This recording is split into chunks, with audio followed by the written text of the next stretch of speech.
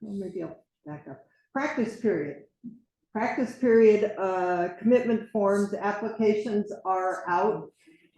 We sent them out individually. We sent them out in the newsletter. There are copies there on the table. If you didn't get one and you're not on the email list, let me and or Ellen know, please.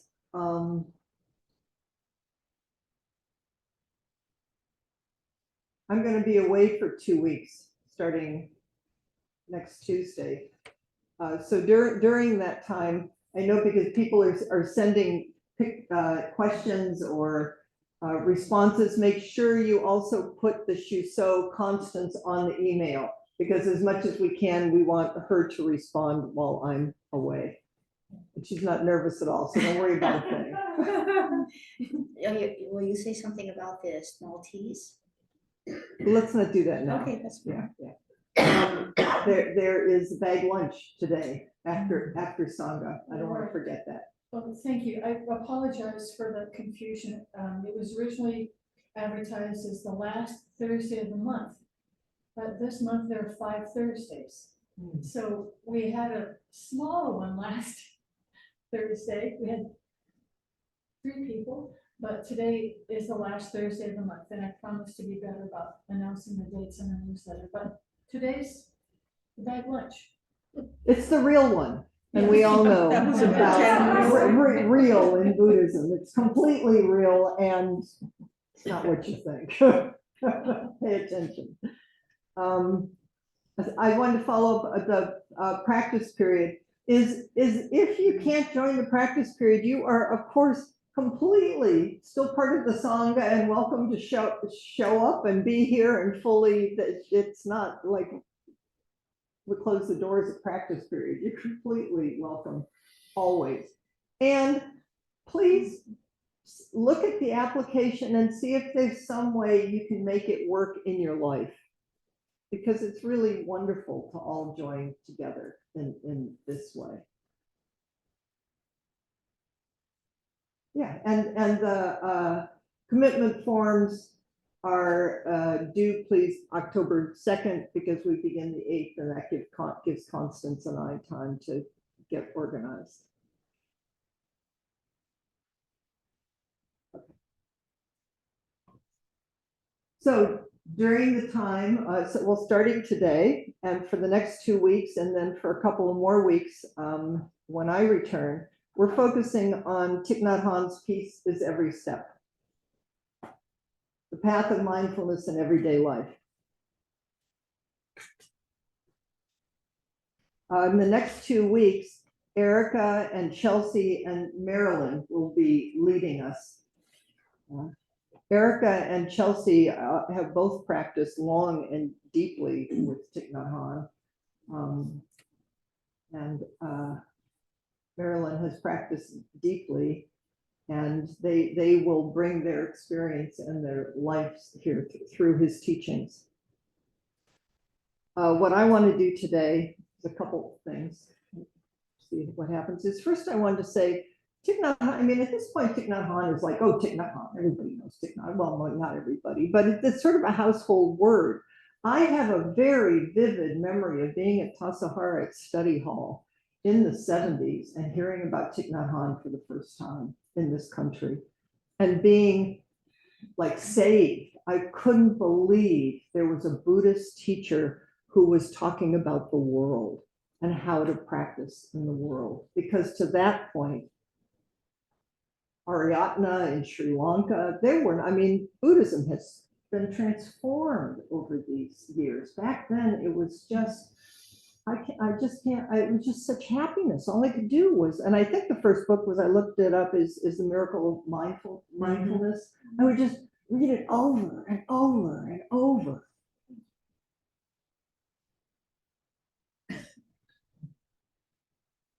He has transformed Buddhism in America. I think we just forget it now because we're so far down the road. He's made it accessible. He's changed the language and the way that you can enter it. Anybody can enter it. And he's brought his own One, I always trusted him and the Dalai Lama because they both have lived through hell. That makes, it's not, you're not just talking about it because it's a nice thing to do. It's like they had to practice, we have to practice because the world is beautiful and it's burning and there's suffering and how to be upright and present for yourself and for all beings. So I wanted to start with the introduction here. I don't think I'm going to take anything away from what Erica or Chelsea or Marilyn might do because you can just keep doing the same thing over and over again because that's what we do. The introduction here is by Arnie Kotler. Arnie Kotler is a Dharma brother. We were guest cooks in the Tassajara kitchen many years ago. We know each other we get to know each other pretty well in the intensity of guest cooking during the guest season at Tassajara. This is part of his introduction from Thich Nhat Hanh, one of Thich Nhat Hanh's poems, gathas. Peace is every step. The shining red sun is my heart. Each flower smiles with me. How green, how fresh all that grows. How cool the wind blows. Peace is every step. It turns the endless path to joy. Arnie says, these lines summarize the essence of Thich Nhat Hanh's message. That peace is not external or to be sought after or attained. Living mindfully, slowing down, and enjoying each step and each breath is enough. Living mindfully, slowing down, and enjoying each step and each breath is enough. Peace is already present in each step. And if we walk in this way, a flower will bloom under our feet with every step. That's what they say the Buddha was born, and with each step there was a blossom that rose up out of the earth. In fact, the flowers will smile at us and wish us well on our way. I don't want to skip over just noting flowers blooming and blue moons. It's amazing, blue moon, fascinating. Maybe you got to experience, you can see it. Arnie goes on to say, Thich Nhat Hanh's way of teaching centers around conscious breathing, the awareness of each breath, and through conscious breathing, mindfulness of each act in daily life. Meditation, he tells us, is not just in a meditation hall. This is radical. And it's so simple and it's so obvious. It is just as sacred to wash the dishes mindfully as to bow deeply or light incense. Peace is every step is a book of reminders. In the rush of modern life, we tend to lose touch with the peace that is available in each moment. Thich Nhat Hanh's creativity lies in his ability to make use of the very situations that usually pressure and antagonize us. His creativity lies in his ability to make use of the very situations that usually pressure and antagonize us. So whatever you think is the problem, like if this would just go away, then I'd be peaceful. I was practicing so nicely until blah, blah, blah, blah. It's like, take a breath, take the backward step. This is it. It's like, thank you, Buddha. Sickness, aging, death, a broken dish, a hot day, it's like, I'm thinking a lot about, because this is the next chapter that we go into. Part one, he names, breathe, you are alive. Breathe, you are alive. I'm thinking a lot about Suzuki Roshi. Just to be alive is enough. Just to be alive is enough. We keep trying to put something on it or cut something off, or it surely couldn't be this, for goodness sakes. This is it. This is it. Whatever it is. Like it, don't like it, pleasant, unpleasant. I mean, feel what needs to be felt. We'll see. He talks later about rivers of feelings and working with feelings and being with feelings. But just start with breath and body.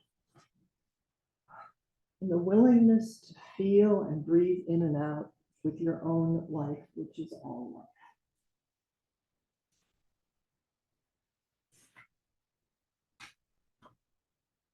So maybe at this point I should confess that part of why I'm doing this with all of you is because I'm going on a pilgrimage on beginning Tuesday, a Civil Rights Trail pilgrimage through Alabama, Georgia, and Florida.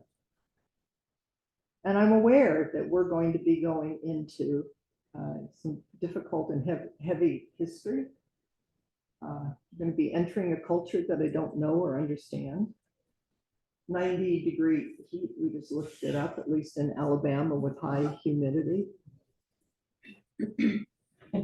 Sherry and Elaine are fortifying Bruce and I with COVID immune boosters. We're going to do the best we can, and just, it's like, we'll just take good care of each other, just like you all are going to take care of each other.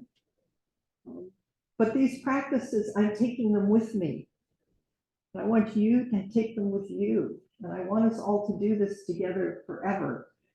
And so I'm going to read you just a little Thich Nhat Hanh, and then I want to share Bernie Glassman's Bearing Witness, because in many ways what this retreat is that I'm doing, the pilgrimage, is it's a bearing witness retreat, and it's beautiful language, and we're always bearing witness.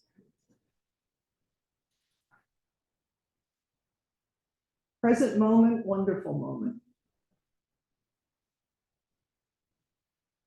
Breathing in, I calm my body. Breathing out, I smile.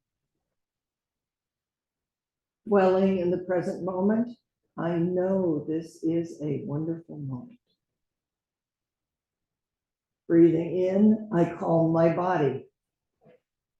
Reciting this line is like drinking a glass of cool lemonade on a hot day. You can feel the coolness permeate your body.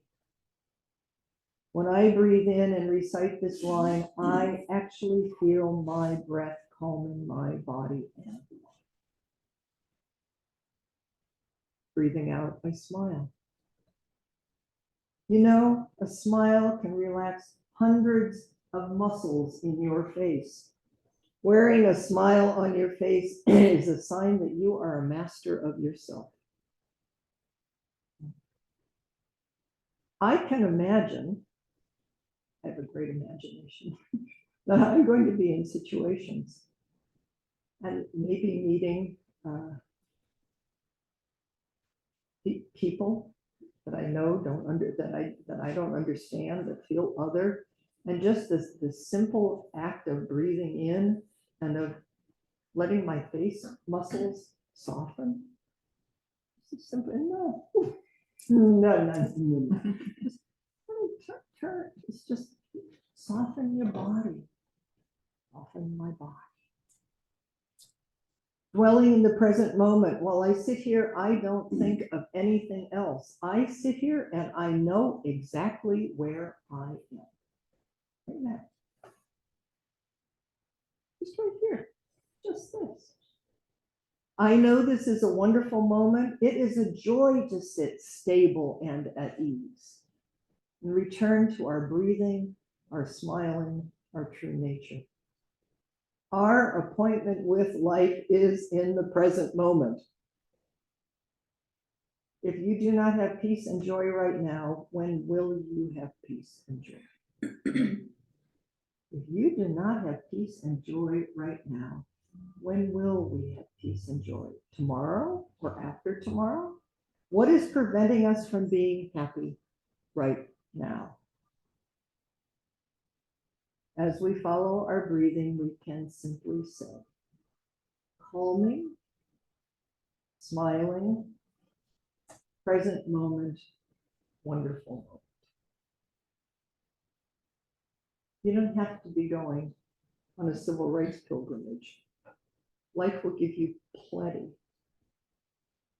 to appreciate and wake up with.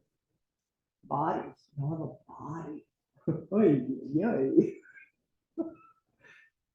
Calming, smiling, present moment, wonderful moment. And he says, this exercise is not just for beginners. Many of us who have practiced meditation and conscious breathing for 40 or 50 years continue to practice in the same way because this kind of exercise is so important and so easy. You check your little internal gauge, and if you think this is too simple and you got some more advanced practice going on, please do whatever you're doing, but just come back. Calming, smiling, present moment, wonderful moment.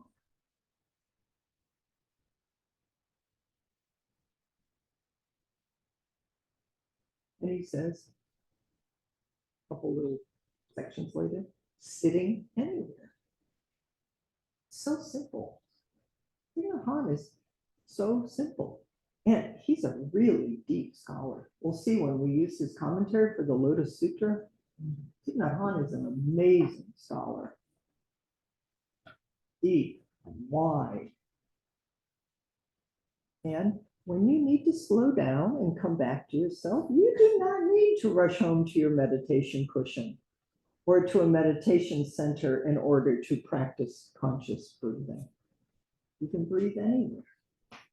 Just sitting in your chair, in the automobile, or a shopping center, waiting in line at a bank. Wherever you are, you can breathe mindfully. We all need to go back to ourselves from time to time in order to be able to confront the difficulties of life. No place to go. I'm reminding you that I'm reminding myself. And you. Walking meditation. We're going to be doing a lot of walking meditation on this pilgrimage outside in the heat. Walking meditation can be very enjoyable. We walk slowly, alone or with friends, if possible, in some beautiful place, but don't get stuck on that. Walking meditation is really to enjoy walking. Walking not in order to arrive, but just to walk. I hope when we do Keening outside, that you really take that with you, that we're doing it to enjoy walking. It's amazing to be in a body and to feel the muscles and the bones and the air. This is not a job. This is alive. The purpose is to be in the present moment and aware of our breathing and our walking and to enjoy each step. Therefore, we have to shake off all worries and anxieties, not thinking of the future, not thinking of the past, just enjoying the present moment. Although we walk all the time, our walking is usually more like running. When we walk like that, we print anxiety and sorrow on the earth. We have to walk in a way that we only print peace and serenity on the earth. This is my vow. This is our vow. We can all do this, provided that we want it very much. If we can take one step like this, we can take 2, 3, 4, 5. When we are able to take one step peacefully and happily, we are working for the cause of peace and happiness for the whole of humankind. Walking meditation is a wonderful practice.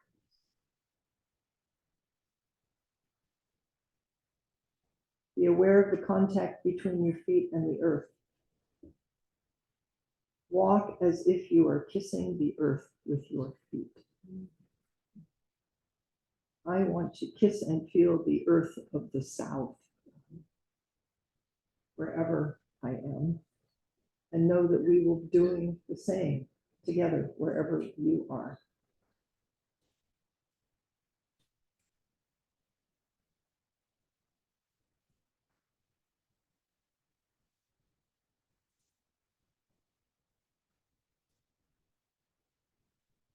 Bernie Glassman, what's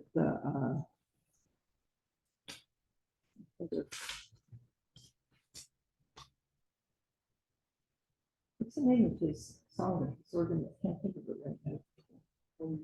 No, Plum Village is. Not Thich Nhat Plum Hanh. Village, no, No. no, it's, what was it, Zen Peacemakers? Zen Peacemakers, Zen Peacemakers. So this is something that they write about. Some of you know that they early on, although Thich Nhat Hanh was earlier on, they go and do retreat in Auschwitz and Buchenwald and in the streets with homelessness in New York City. I know they do other places, but it's that they consciously go into difficult places with this deep intention of being present and bearing witness. To bear witness is to have a strong glimpse into the truth that the life of the other is actually our own life itself, that we are indeed one body.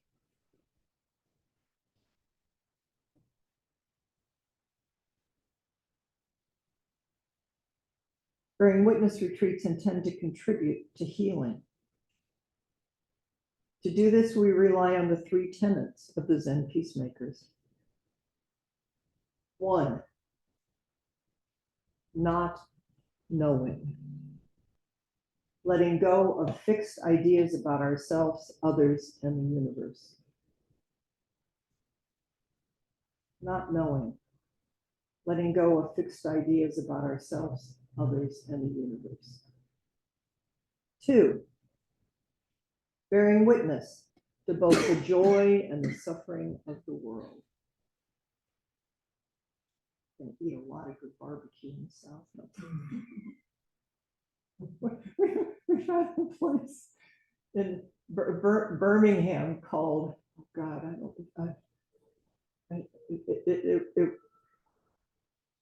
anyway, we looked up the menu and I mean, I wish I could remember the name right now. It just sounded so awesome. And then we looked up the menu and I thought, I think we can't do this the first night. We need to enter a little more slowly. Maybe we need to find something that's, but I'm so into jumping in after the first night. Well, the moment after moment. Taking action that arises from not knowing and bearing witness. Not knowing, bearing witness, and taking action. Here's some practices. The practice of bearing witness is to see all of the aspects of a situation, including your attachments and judgments. Put this on my hand, huh? Walk around with a little note on our foreheads. You cannot live solely in a state of not knowing because life also asks that you face the conditions that are coming at you by being present to them. When you bear witness, you open to the uniqueness of whatever is arising and meet it just as it is. When combined with not knowing, bearing witness can strengthen your capacity for spaciousness, thus enabling you to be present to the very things that make you feel as if you have lost your center. It can strengthen your capacity to listen to other points of view, thus allowing a more nuanced picture of a situation to emerge. He's great. 2, Buddhist meditation trains you to bear witness by strengthening your awareness of thoughts, feelings, and sensations as they arise and pass. As your awareness strengthens, you begin to experience spaciousness and stability and see that you have a choice in your response to what is arising. I will suggest to you that you can do this when you're trying to take in the news. Do it for yourself and for all beings, or wherever you are. Over time, you learn to bear witness to all of the elements that are arising with a curious and compassionate attitude. This does not mean repressing the strong emotions that arise or stopping the escape into old story drama, but rather being aware of what you are choosing to feed. A wise old tale, often contributed to the Cherokee, warns that when many demons are struggling inside of you, the one you feed is the one that will become the strongest. You alone are responsible for what you feed. Bearing witness can allow you to eventually come to terms with the most difficult life circumstances. The practice is always available to you regardless of the time, place, situation, or people involved. And 3, there is nothing that you cannot bear witness to. There is nothing that you cannot bear witness to. From dusting the lint off your sweater to living in a pit for 2 years. In bearing witness, you are actively engaged and embodied, even struggling with whatever is arising. Sometimes spiritual practices can have a neutralizing effect, flattening feelings rather than stimulating. Rather than stimulating them. To hold to the center is not about becoming a spiritual zombie. To hold to the center is not about becoming a spiritual zombie. It is about living the fullness of your own humanity. You are alive. There it is again. You are alive. So be fully alive. I heard someone recently say that he thought after many years of practice that he suffered less. And I thought, I think I suffer more, but it's different. It's more subtle and tender and close. I don't think I do this to suffer less because I always wanted the world to be really close. I mean, I knew it was close. I just couldn't figure out how to get into it. It's like trying to figure out how to get into my own skin my whole life. And there's just more joy and there's more tenderness and more sorrow and just everything. What an amazing thing to be alive. So I thought I'll just because I want you guys to have time to talk to each other too. I just wanted to, I've got the itinerary here. So we are flying, there are 9 of us. We are flying into Birmingham, Alabama.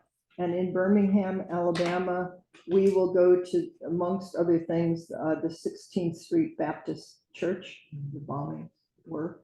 There's an app, the Alabama Civil Rights Trail Pilgrimage. Maybe I'll send that out in the newsletter just so you can kind of, because it talks about all of this.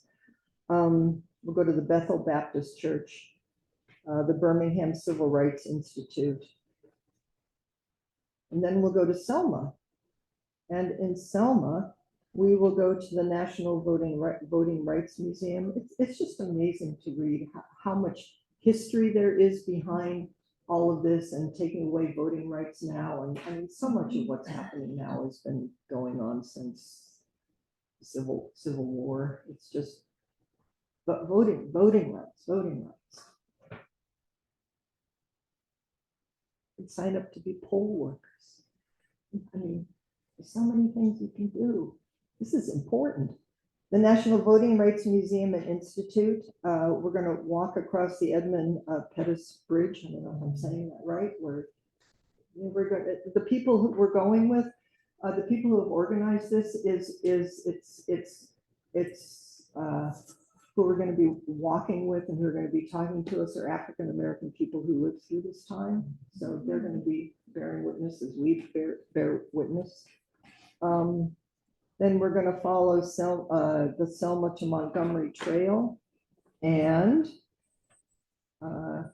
then we are going to go, which is something I really have wanted to do for a long time, is to go to the National Memorial for Peace and Justice and the Southern Poverty Law Center Civil Rights Memorial Center, which used to be called the Lynch and Legacy Museum. We'll spend an entire day there. And then some people are flying home out of Montgomery, and Bruce and I are renting a car. And our intention is to just drive slowly on slow back roads and through small towns of Georgia. Just people say there's a lot of agriculture and a lot of poverty. It's like I want to understand. I want to understand. So we're so isolated. We'll be safe, whatever that means. And then we'll end up in do a little bit of Florida, and I didn't realize until it hit the news that where we were flying out of, which is Jacksonville, Florida. So it all feels very present and timely, not like, oh, we're going back because something happened back then. So that's where I'll be and what I'll be doing for 2 weeks. While you're here, bearing witness, and with the help of Erica and Chelsea and Marilyn, to being alive in this very life, in this very time, in this very body, on this very earth. It was smoky last night. Did you notice?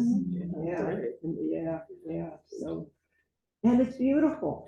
It's amazing. So I thought, what if we put you in groups of 3? What are you bearing witness to in your own life right now? Might be something in your body. Might have something to do with sickness, aging, and death. It might have to do with someone in your family. It might have to do with just a state of mind, not just a state of mind, or some tenderness, or something in the news that's touching you deeply, or just the blue moon, or the pink hazy sky. But what's important?